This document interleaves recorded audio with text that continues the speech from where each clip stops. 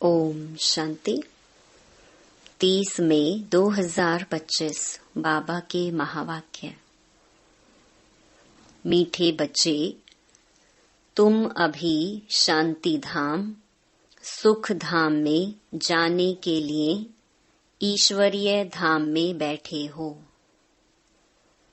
यह सत का संग है जहां तुम पुरुषोत्तम बन रहे हो। प्रश्न, तुम बच्चे बाप से भी ऊंच हो, नीच नहीं, कैसे? उत्तर, बाबा कहते, बच्चे, मैं विश्व का मालिक नहीं बनता, तुम्हें विश्व का मालिक बनाता हूँ, तो ब्रह्मांड का भी मालिक बनाता हूँ। मैं ऊंचते ऊंच बाप तुम बच्चों को नमस्ते करता हूँ, इसीलिए तुम मेरे से भी ऊंच हो। मैं तुम मालिकों को सलाम करता हूँ, तुम फिर ऐसा बनाने वाले बाप को सलाम करते हो। ओम शांति। मीठे मीठे रूहानी बच्चों को नमस्ते। रिस्पॉन्ड भी नहीं करते हो, बाबा नमस्ते, क्योंकि बच्चे जानते हैं बाबा हमको ब्रह्मांड का मालिक भी बनाते हैं और विश्व का मालिक भी बनाते हैं। बाप तो सिर्फ ब्रह्मांड का मालिक बनते हैं, विश्व का मालिक नहीं बनते। बच्चों को ब्रह्मांड और विश्व दोनों का मालिक बनाते हैं, तो बताओ बड़ा कौन ठहरा? बच्चे बड़े ठहरे ना, इसीलिए बच्चे फिर नमस्ते करते हैं। बाबा, आप ही हमको ब्रह्मांड और विश्व का मालिक बनाते हो, इसीलिए आपको नमस्ते। मुसलमान लोग भी मालिकम सलाम, सलाम मालिकम कहते हैं ना। तुम बच्चों को यह खुशी है। जिनको निश्चय है, निश्चय बिगर तो कोई यहाँ आ भी ना सके। यहाँ जो आते हैं वह जानते हैं हम कोई मनुष्य गुरु के पास नहीं जाते हैं। मनुष्य बाप के पास, टीचर के पास व मनुष्य गुरु के पास नहीं जाते। तुम आते हो रूहानी बाप, रूहानी टीचर, रूहानी सतगुरु के पास।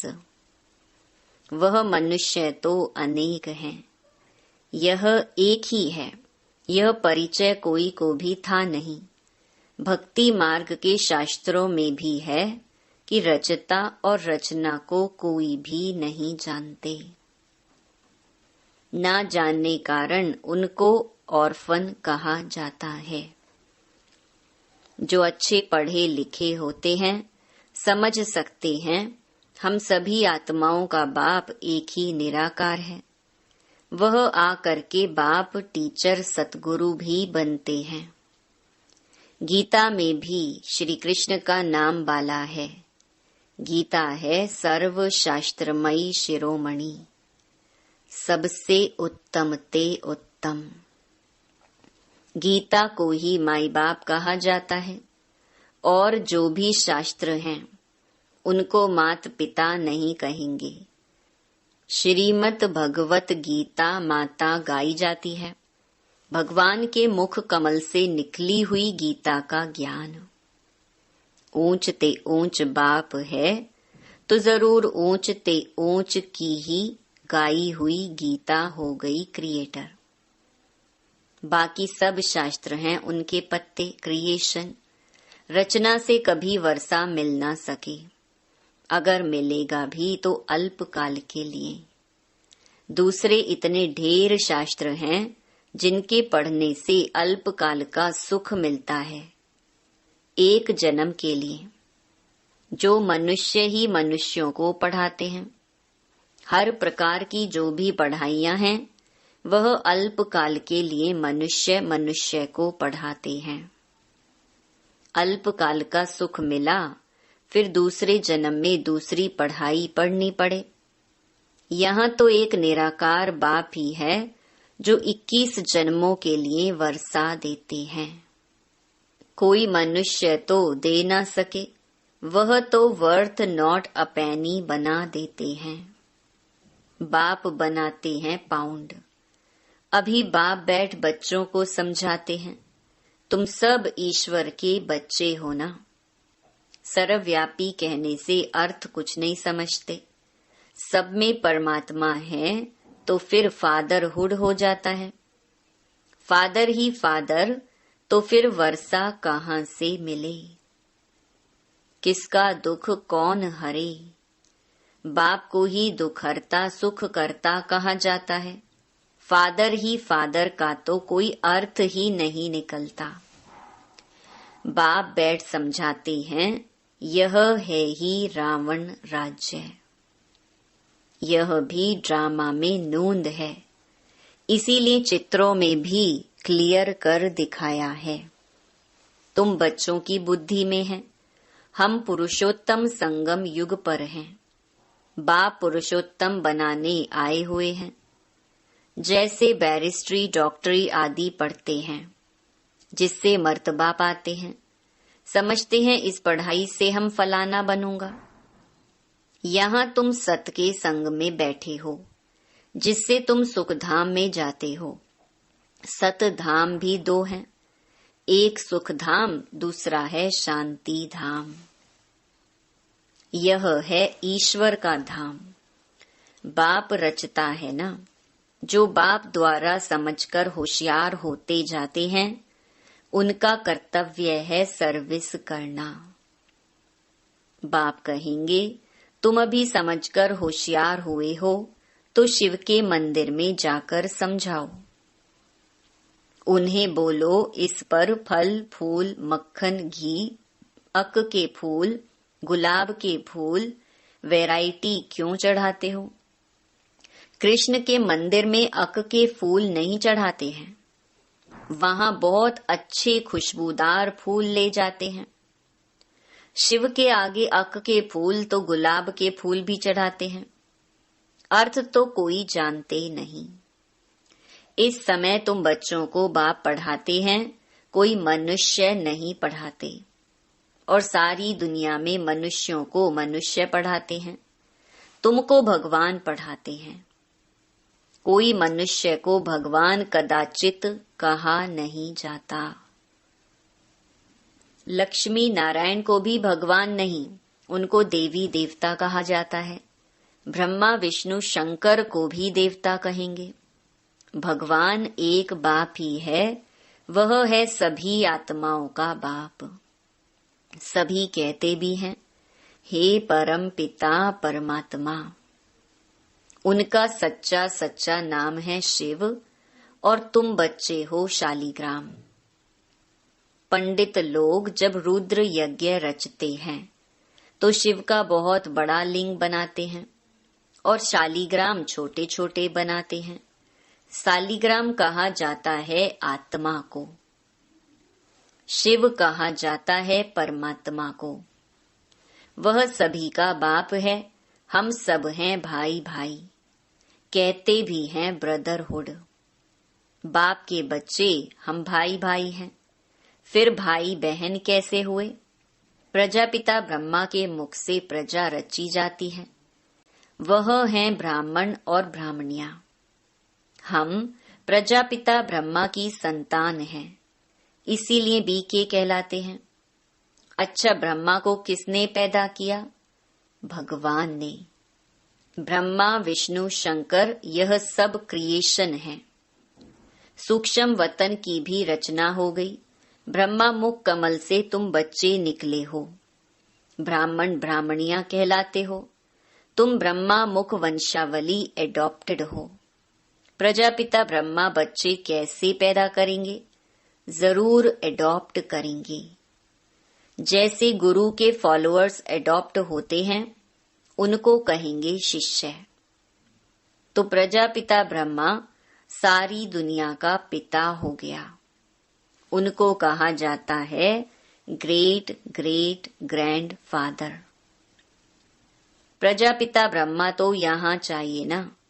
सूक्ष्म वतन में भी ब्रह्मा है, नाम गाया हुआ है ब्रह्मा विष्णु शंकर, परंतु सूक्ष्म वतन में प्रजा तो होती नहीं।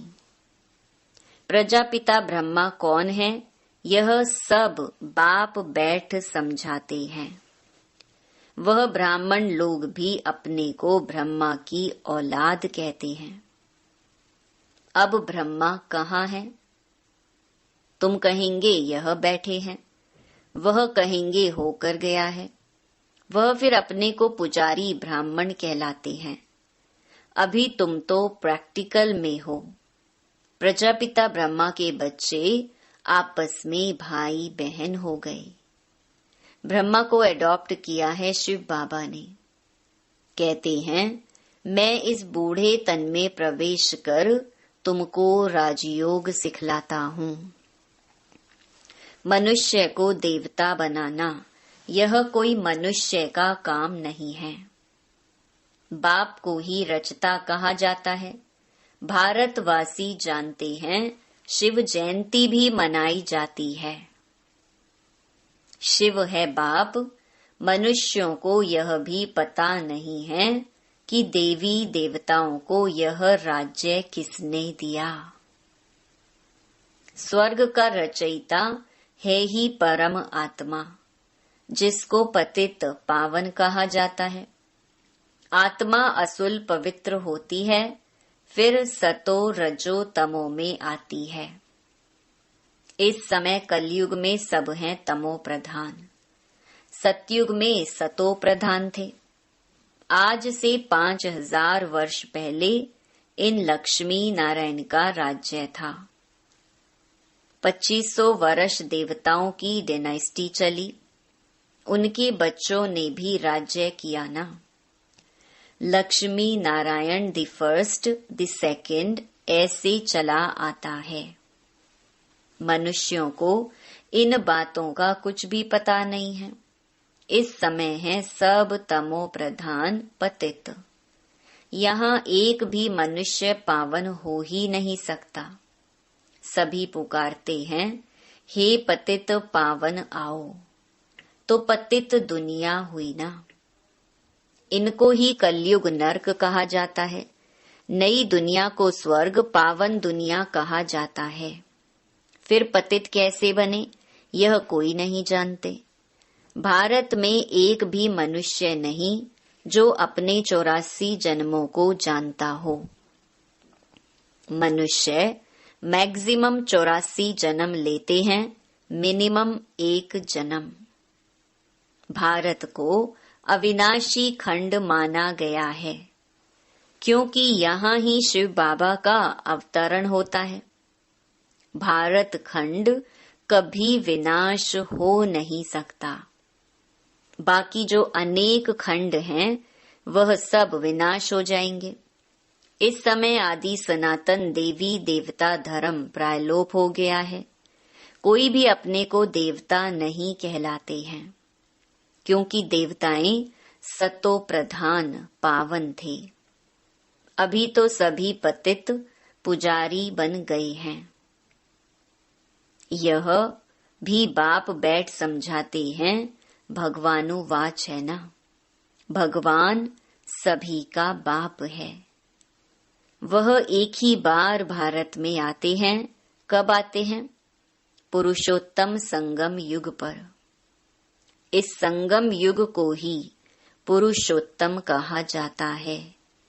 यह संगम युग है कलयुग से सतयुग, पतित से पावन बनने का। कलयुग में रहते हैं पतित मनुष्य, सतयुग में है पावन देवता। इसीलिए इनको पुरुषोत्तम संगम युग कहा जाता है, जबकि बाप आकर पतित से पावन बनाते हैं।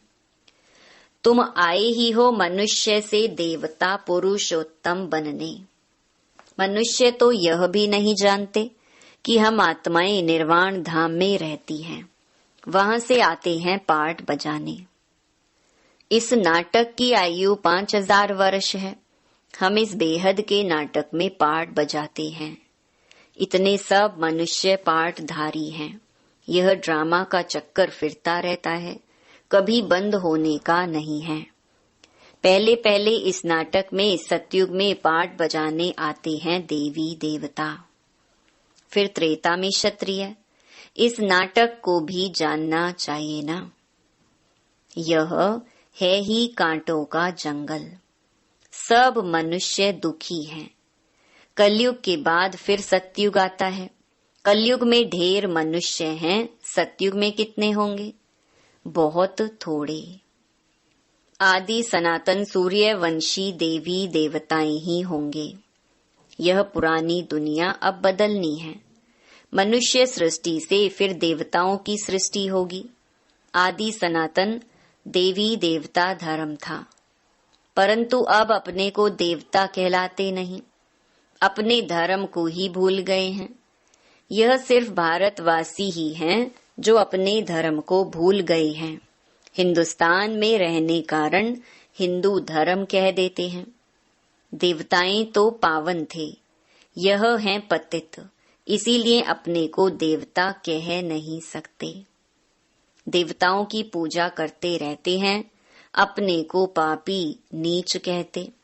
अब बाप समझाते हैं, तुम ही पूज्य थे, फिर तुम ही पुजारी पतित बने हो।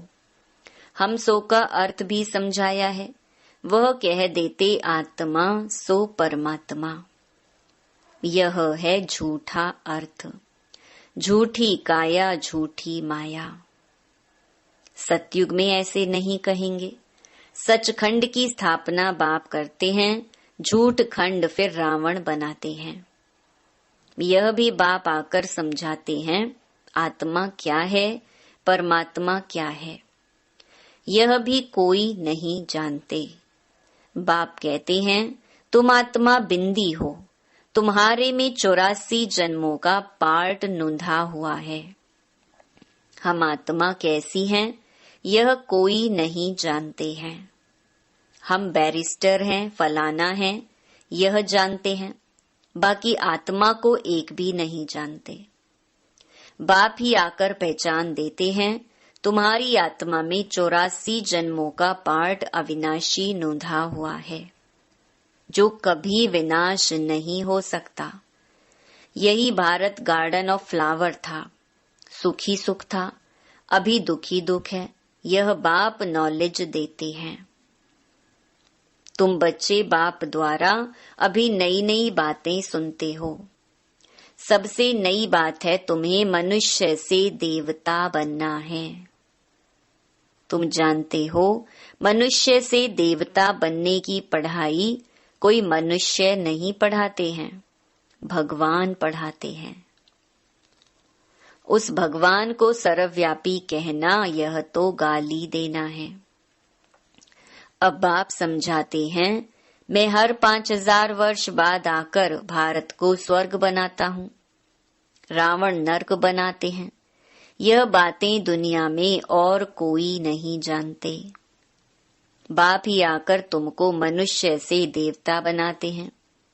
गायन भी है, मूत पलीती कपड़ धोए, वहां विकार होता नहीं। वह है ही संपूर्ण निर्विकारी दुनिया।